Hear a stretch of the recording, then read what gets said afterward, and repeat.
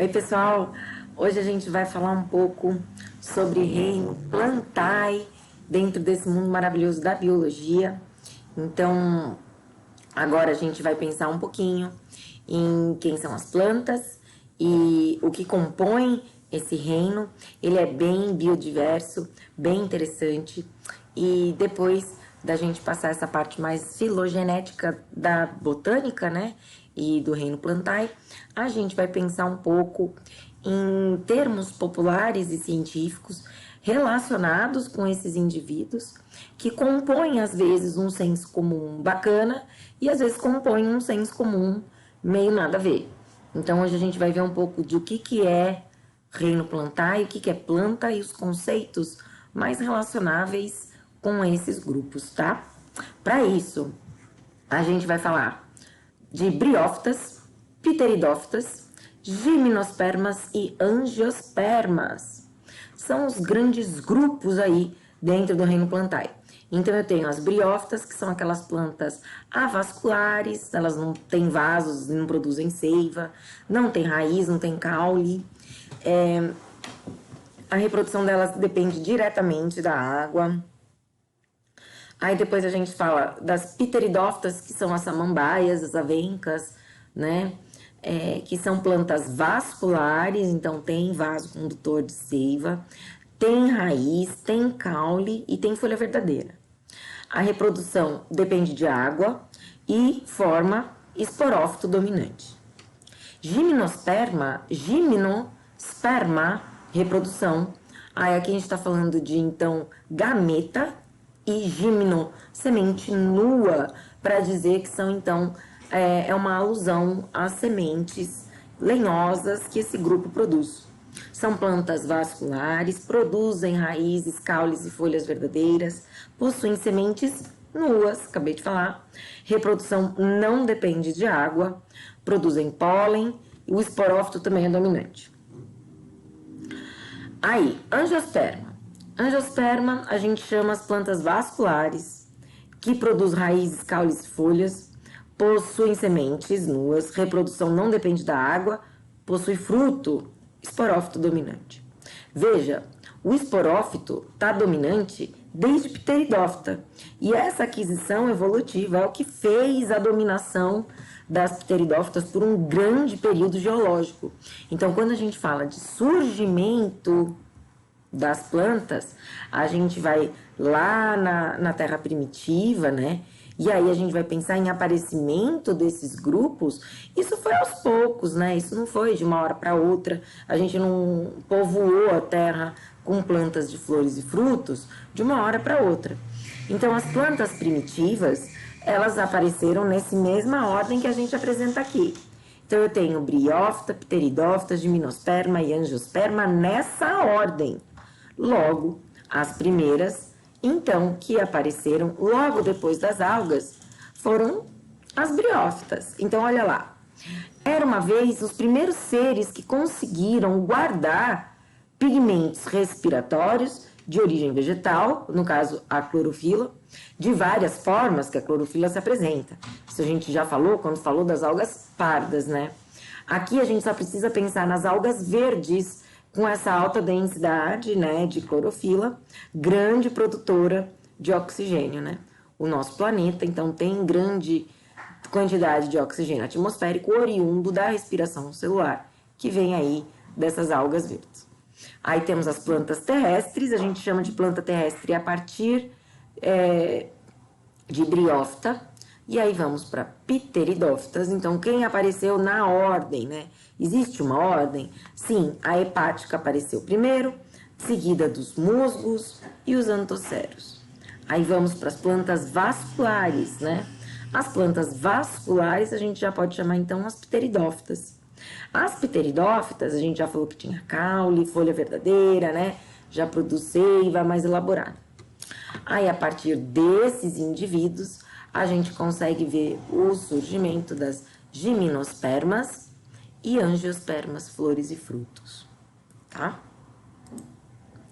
Então, filogeneticamente, a gente tem aqui as algas, macroalga, aqui no caso, Aqui a gente consegue ver, ai, professora, nossa, que gigante que tá essa briófita. Realmente, né? Parece um campo de lírio olhando assim, né? Mas pensa que isso aqui é petit, né? Isso aqui é bem pequenininho, tá?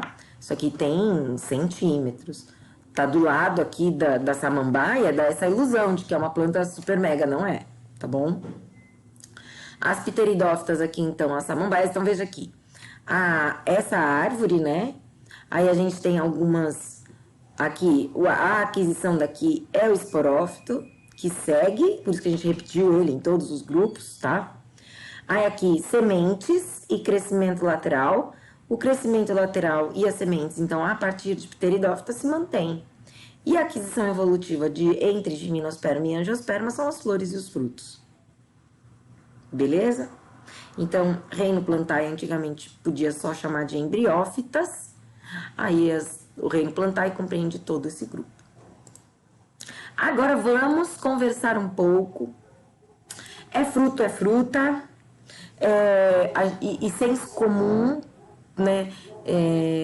Termos de uso popular e termos de uso científico, uso botânico, né? Quando a gente fala de botânica, a gente está falando do estudo das algas e plantas, né? E aí entra nesse negócio que não é bem um consenso, né? Essa situação aí de é fruto, é fruta. Então, primeiramente, quando a gente fala de fruto, a gente está falando de pericarpo que protege as sementes. Hoje, agora, nesse exato momento, eu não vou falar de pericarpo e das estruturas vegetais. Mas agora eu quero que você saiba que quando eu falo fruto, é alguém que está abordando o quesito botânico do negócio. Então, quando eu falo fruto, eu estou me referindo a essa estrutura botânica que protege a semente. Beleza? Tá ótimo.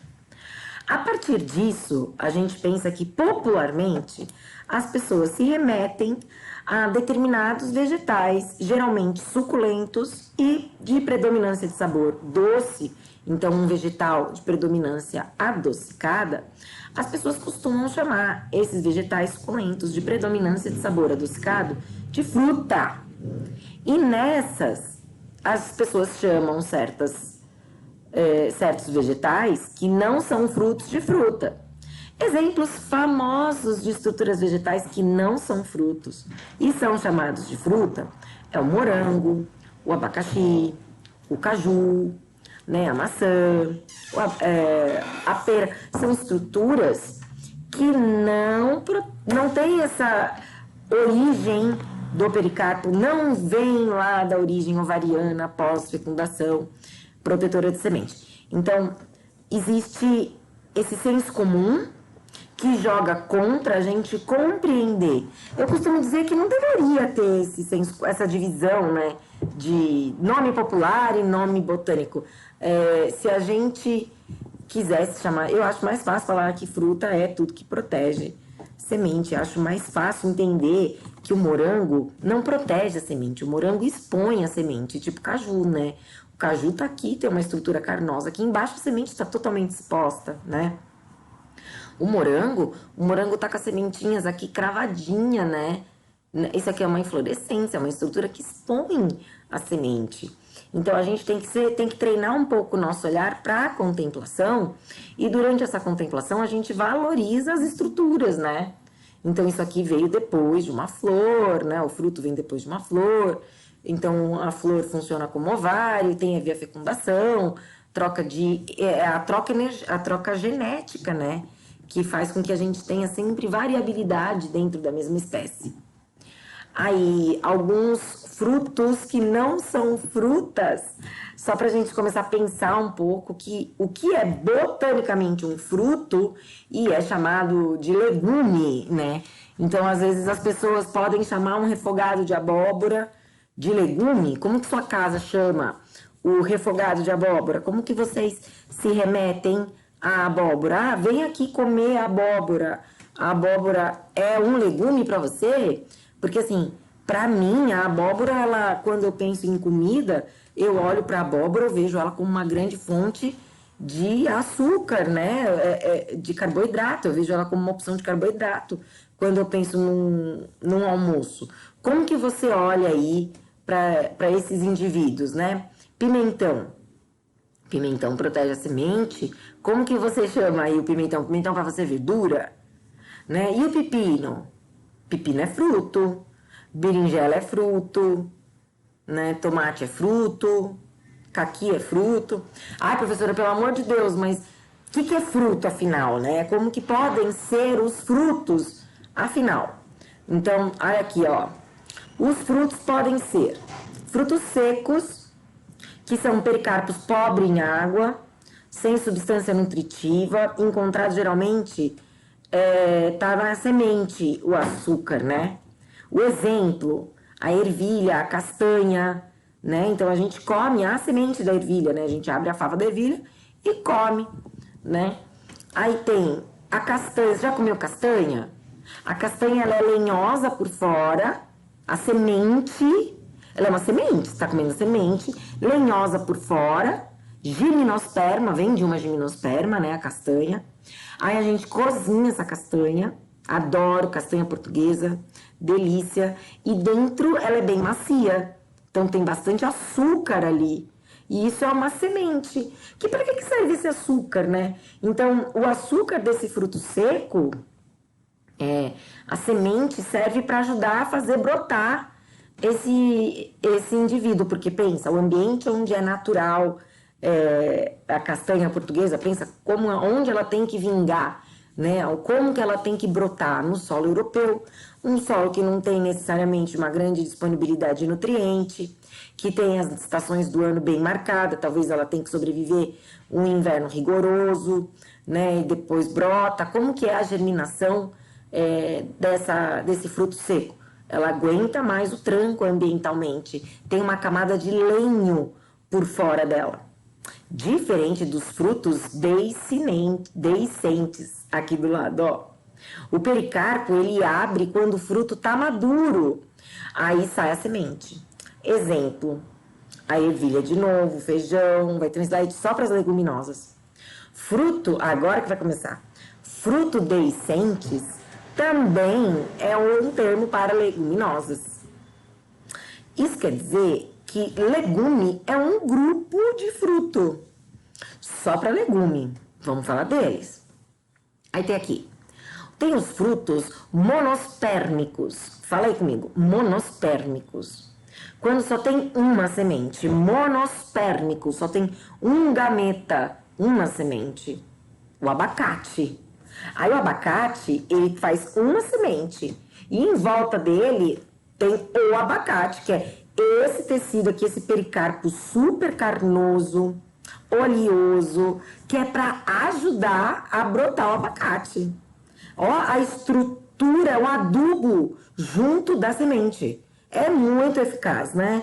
É uma das plantas que tem assim, cai abacate e brota muito facilmente. O abacate, às vezes, para fazer brotar, você não precisa nem pôr substrato. Você não precisa pegar o abacate e colocar na terra. Se você simplesmente deixar o abacate com ele, se ele estiver num ambiente legal, que o líquido produzido dessa decomposição drene bacana e ele não apodreça, ele brota. Eu já vi abacate brotar em calha de prédio, sem nada, direto do cimento. Porque o abacate dá condição para gerar o broto. Aí tem frutos carnosos. Frutos carnosos é o que geralmente o povo chama de fruta. Aí são os pericarpos ricos em água e de substâncias nutritivas, constituindo geralmente o mesocarpo. Exemplo mais famoso, limão, laranja, né? Agora, se liga que o limão que a gente come não tem semente. Aquele limão verdinho, o próximo limão verdinho que você cortar aí na sua casa, observa se ele tem semente. Dá uma olhadinha aí para esse limão, vê se ele tem semente e depois me conta. E aí corta também uma laranja, quando você for comer uma laranja. Se você não come uma laranja, come uma laranja, faz bem laranja. E conta para mim se você encontrou semente. Importante, quero saber, tá? E aí me lembra de fazer essa pergunta na aula para eu dizer por que eu perguntei isso do limão, né? Será que esse limão aí tem semente? Aí tem os frutos indeiscentes, não é indecente, é i ali, não é sem, é deiscentes. E o que ele faz? O pericarpo ele não abre. Então, como o pericarpo não abre, não sai semente. Ótimo. Frutos polispérmicos. Faz o quê? Polispérmicos. Se a gente falou que o monospérmico faz uma semente, polipérpico faz quanto? Muitas. Faz muita semente. E fala pra mim aí um fruto que quando a gente abre tem muita semente. Mamão, melão, também bastante matéria nutritiva, bastante semente. Será que é fácil? Será que essas sementes todas precisam desse material nutritivo para vingar? Por que será que tem tanta semente? Para sobreviver ao processo de decomposição e brotar. Olha que interessante. Então, quando a gente vai plantar um fruto de origem polispérmica, a gente não quer hidratar muito essa semente. Primeiro a gente seca ela. Então pega o melão, espalha essa semente, né? Deixa ele dar uma secadinha e depois a gente tenta brotar. A gente tira um pouco dessa substância para facilitar o brotamento. Então são táticas naturais que esses frutos fazem para brotar melhor. E as verduras, gente? O que é verdura? O que você aí na sua casa chama de verdura? Geralmente, o senso comum fala que verdura não existe termo botânico. A gente não usa o termo verdura na botânica, né? A gente simplesmente fala de moita, fala de arbustos, né? A gente fala de graminhas. A gente não classifica verdura. Porque verdura tem essa ótica alimentação humana. Geralmente pode ser consumido in natura ou refogado, né? Eu acho legal destacar que se você vai em algum país que fale espanhol e você pedir alguma coisa que tenha verdura, geralmente eles estão falando de escarola, né? Eles estão se remetendo aí a essas verduras amargas, parentes da escarola, assim, que quando a gente refoga, né, fica ainda com aquele amarguinho gostoso, sabe? Então, a escarola aqui, ó. A escarola parece uma alface, mas é bem mais densa, né? E tem aqui vários exemplos, né, de saladas. Então, a gente costuma comer muita salada e falar que é verdura, né? O senso comum, acho que remete, assim, às saladas, os refogados, né? Aí, eu só coloquei aqui do lado uma punk. Punk é uma planta alimentícia não convencional. Não convencional não porque ela é estranha, porque ela é diferente. Não convencional porque a indústria alimentícia não elegeu essa espécie como uma espécie mundialmente comercial, que é o que geralmente as indústrias químicas fazem ao processar as sementes dos monocultivos. Então a gente come alface americana que tem o mesmo gosto da alface americana de alguém que está comendo alface americana nos Estados Unidos. Porque essa alface americana veio de uma semente geneticamente modificada por alguma indústria química. Essa indústria química vende semente para o mundo todo. E a gente chama de alimento convencional esses alimentos que as sementes são tratadas pela indústria química e podem receber adubação química no seu processo produtivo. E aí o que isso quer dizer? Quer dizer que para eu produzir alface americana, eu compro as sementes de determinada empresa e essa semente de determinada empresa, se eu não comprar a semente geneticamente modificada, que é daquela empresa, daquela espécie, né? Se eu não sigo essa regra, geralmente o banco que financia aquela lavoura não vai fazer o financiamento, não vai fazer o seguro, porque precisa usar essa semente dessas indústrias químicas que fazem esses acordos com os bancos. E aí, os produtores rurais acabam sempre produzindo as mesmas espécies de alface, de rúcula, e a gente não come com variedade, né? Então a gente chama as espécies convencionais, essas espécies que são produzidas em larga escala no mundo inteiro, ou o mundo inteiro se abastece daquele produto. Coloquei aqui do lado uma que não é convencional e que chama peixinho da horta. O peixinho da horta é essa folha aqui bem carnudinha e que só de olhar isso daqui minha boca enche de água. Porque esse aqui é o peixinho da horta, empanadinho, fritinho, vira assim essa porçãozinha e a gente come. É uma verdura não convencional quer dizer uma planta alternativa ao sistema de cultivo agrário atual, né? Que vai sempre de monocultivo com esses acordos dessas indústrias químicas que geralmente são bastante poluidoras porque fazem consórcios com venenos utilizados na lavoura. Então, todas essas alfaces, todos esses produtos agrários geralmente são massacrados de veneno. Isso não quer dizer que se você não comer salada, você não vai comer veneno, porque o veneno é aplicado em todas as produções. Então, o trigo é um dos vegetais mais cultivados do mundo e o trigo recebe muito veneno, né? Então, você vai comer pão, vai comer macarrão, do seu miojo, tem lá o trigo que veio geneticamente modificado, que recebeu veneno.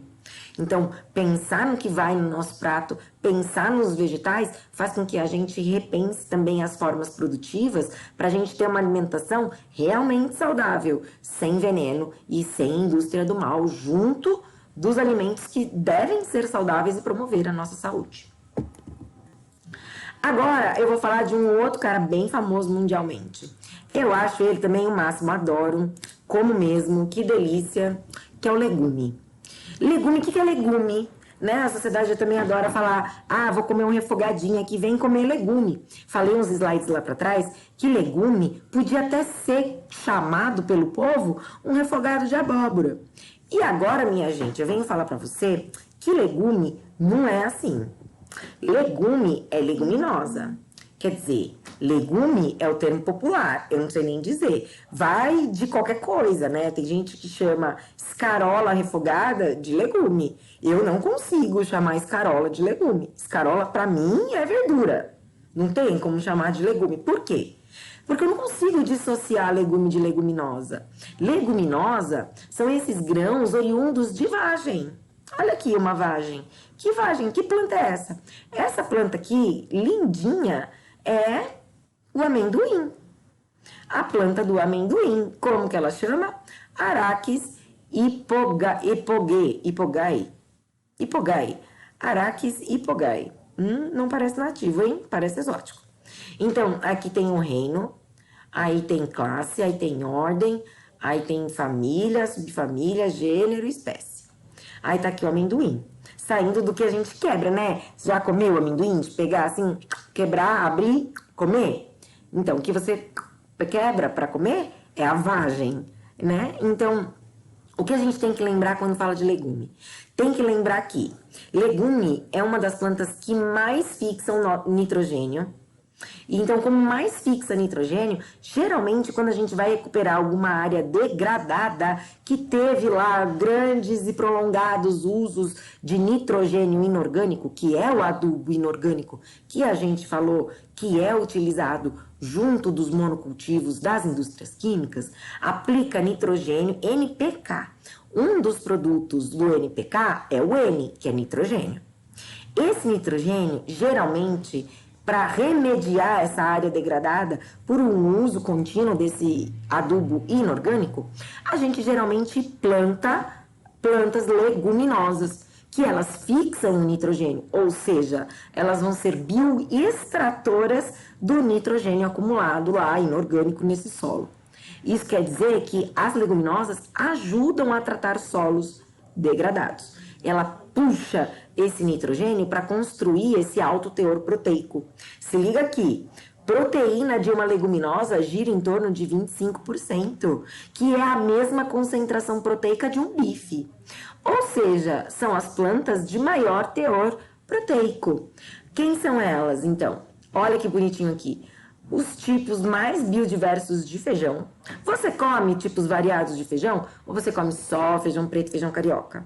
Já olhou para a cara de outros feijões? Você dá uma trocada, um dia comeu ervilha, um dia comeu soja, um dia vai comer grão de bico, um dia vai comer feijão fradinho na salada, outro dia come feijão carioca com caldinho, outro dia come uma feijoada, mas é muito interessante que a gente troque essa fonte de leguminosa para que a gente consiga absorver grande variedade de nutrientes que geralmente aparecem em escala macro nesses indivíduos. Então se liga que não é só proteína, tem alto teor proteico, 25% da massa biológica da semente. Não é só isso, também pode ter muito açúcar. 50% da semente é açúcar, por isso que engorda. Comer feijão como se não houvesse amanhã sustenta, né? A gente acha um alimento super, a gente fala que o feijão é um alimento super complexo, porque ele tem a fibra da celulose que o reveste, que por isso que a gente tem que hidratar, deixar o feijão de molho, para amolecer essa celulose aí dessa camada desse envoltório celular, esse envoltório, né, hidrofóbico, que é a celulose. Por isso que a gente manda água lá para tentar ajudar essa fibra que nós não conseguimos digerir. É fibra, entra e sai, ajuda o trato digestório. Então, a leguminosa tem alto teor proteico, apresenta fibra e ainda tem açúcar, que é o que faz com que o interior dessa semente fique macio depois que a gente cozinha. Então, o feijão lá dentro, ele é fofinho depois que a gente cozinha. Alguns grãos precisam de mais tempo de molho, tipo grão de bico. O grão de bico seco precisa de muito tempo para hidratar, porque ele tem uma grande camada de celulose, ele vai passar um pouco essa média, demora para hidratar. Mas quando cozinha, ele não fica tão macio como um feijão carioca. Se você comer vários tipos de feijão, você vai descobrir que tem feijão que naturalmente é mais rígido e feijão que é mais macio, feijão que é mais gostoso para fazer uma farofinha, feijão que é mais gostoso para fazer uma salada de vinagrete e usar um ácido, um limãozinho junto para te ajudar a absorver o ferro do feijão. Então, estudar as leguminosas é super importante, principalmente a gente que é brasileiro e come bastante legume, né? O prato do brasileiro é não nativo, né? Arroz e feijão não é daqui, e mesmo que não seja daqui, a gente incorporou como nosso prato principal leguminosa, né? Então a leguminosa é o feijão e o arroz é um cereal que a gente processa e deixa só o açúcar, por isso que fica o arroz branquinho daquele jeito. E aí, é árvore ou é arbusto? Então, para a gente classificar árvore e arbusto, geralmente a gente fala das ramificações e alturas que atingem. Então, aqui tem uma imagem com arbusto e árvore, né? Então, o arbusto, ele tá mais baixo, predominantemente mais baixo, e as subdivisões do arbusto começam próximas ao solo. Já a árvore, ela tem o que a gente chama de gema apical, que é da onde vai ramificar os galhos, é mais longe, mais alto, mais distante do solo. Ambas têm estruturas lenhosas, ambas transportam seiva elaborada e bruta, ambas têm raízes, então as estruturas são semelhantes, mas as ramificações são diferentes. Aqui do lado eu coloquei um arbusto lindo do cerrado e aqui abaixo coloquei uns exemplos de árvores do cerrado para falar do ipê, que é uma árvore que a gente encontra bastante aqui em São Paulo e é uma das árvores que embelezam a cidade no final do inverno. A gente tem belas paisagens a partir dos ipês. Então tem a copaíba, tem o pequi, tem o imbiruçu, tem jacarandá, tem bastante árvore, o buriti, né? Tem bastante árvore do cerrado aí. Só para ilustrar um pouco a biodiversidade maravilhosa de árvores que a gente encontra no nosso país. Aqui é só um exemplo do cerrado, para não dizer que eu só falo sempre da Mata Atlântica, porque eu sou apaixonada por Mata Atlântica e sempre falo de Mata Atlântica. Mas para dar um destaque maior, fica aqui as árvores do cerrado para vocês acompanharem. Bom, só para acabar aqui a nossa conversa, como eu disse anteriormente, as plantas elas movem as economias e não é só do Brasil. Então, se você der uma olhada, né, na influência desses produtos plantados na economia dos países que os plantam, vocês vão ver como a gestão desses produtos é importante, né? O monocultivo, que é isso que a gente estava falando agora sobre sempre cultivar uma espécie, não é tão agradável mais ao olhar natural, porque não precisa mais ser assim. A gente pode fazer sistemas florestais para produzir alimento. A gente não precisa mais ficar fazendo esses monocultivos que acabam com o ambiente nativo, com a biodiversidade natural. A gente tira a Mata Atlântica e coloca cana. A gente tira cerrado e coloca soja. A gente tira a Amazônia para pôr algodão. Então, querer plantar tem que ter harmonia com os ambientes que cercam esses plantios, né?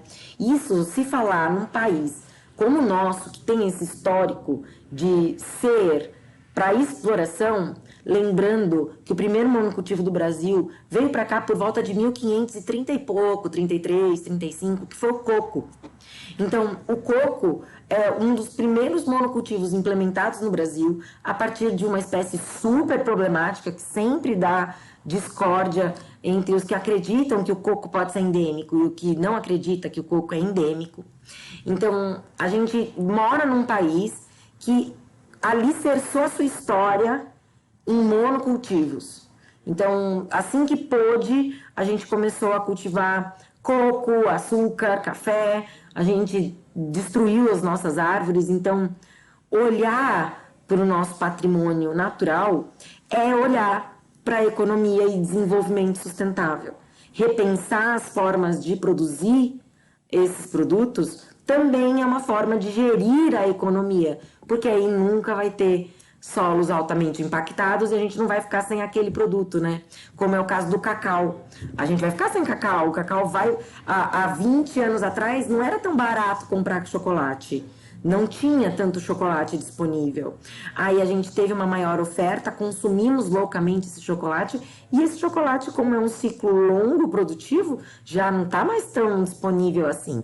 Vai diminuir a produção de cacau e a gente vai sentir essa produção de cacau caindo, né?